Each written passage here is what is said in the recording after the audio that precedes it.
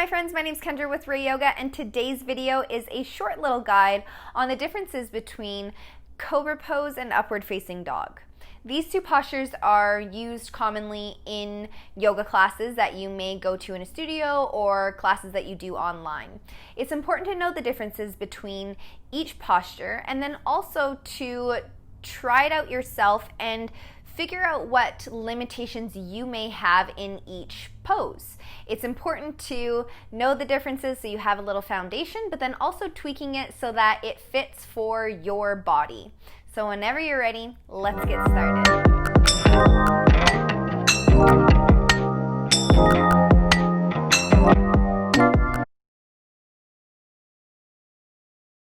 Okay, so let's start on our hands and knees in the tabletop position.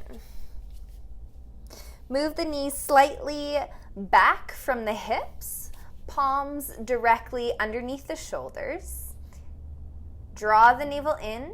Exhale, bend the elbows, and we'll come all the way down onto our bellies.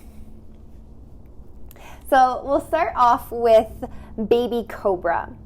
Allow the palms to be directly underneath the shoulders, grounding all 10 fingers onto the mat.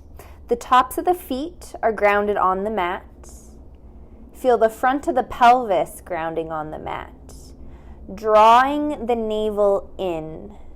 So imagine that you're bringing the belly button to the spine. Elbows are tucking in towards the torso.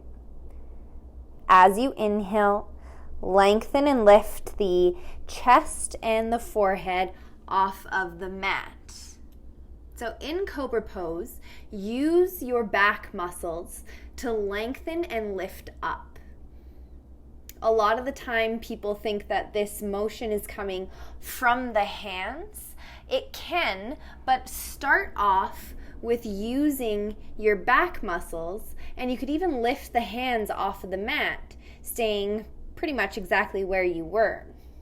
Don't press the belly into the mat. Keep drawing the navel in towards the spine. So this is baby cobra. If you feel good here, then you can keep engaging the back body, but using a little bit of help from the hands, lengthen farther up. If you feel any discomfort in the low back as you lengthen up, then make sure you come out a little bit and find a spot where you feel no pain. You're just working in this position. Good, and then imagining that the entire spine is lifting and lengthening up. The motion again is not just coming from the lumbar spine, so it's not only coming from the low back, it's actually mostly coming from the thoracic, the mid spine. Chest is open, shoulders soften, tops of the shoulders soften down, away from the ears. Exhale, releasing down. Awesome. So that's Cobra Pose or baby cobra. Now we'll come into upward facing dog. So upward facing dog is usually in transition from when you are in plank. You come down into chaturanga, and then as you inhale, you press up into up dog. So up dog has the tops of the feet resting on the floor, and then the tops of the thighs, the pelvis are lifted off of the floor. The palms are grounded on the mat, chest opening, shoulders soften, crown of the head lengthening up towards the ceiling. Same thing, drawing the navel in, slight core engagement here, protecting the low back. Awesome, the entire spine lengthening. Exhale, release the knees. Good. Come back into child's pose for a moment.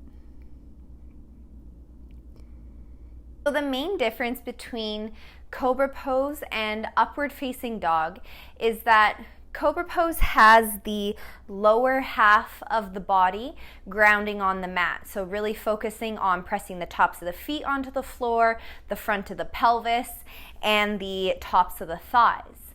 And then in upward facing dog, only the tops of the feet are grounded on the mat and the hands. So then the tops of the thighs and the pelvis are lifted off of the floor. So when you're doing these two postures, be very mindful of your limitations. So if you feel like you can't extend very high and you're feeling some discomfort or pain, then make sure that you are coming out a little bit of the posture and finding a position that feels best for you, where you're working but you're feeling no pain. The best place to start is baby cobra, the first position that we did. And then once you feel good in that position, progressing into full cobra and then trying out upward facing dog. So I really hope this helps. If you haven't already, consider subscribing to my channel, and I will see you in the next video.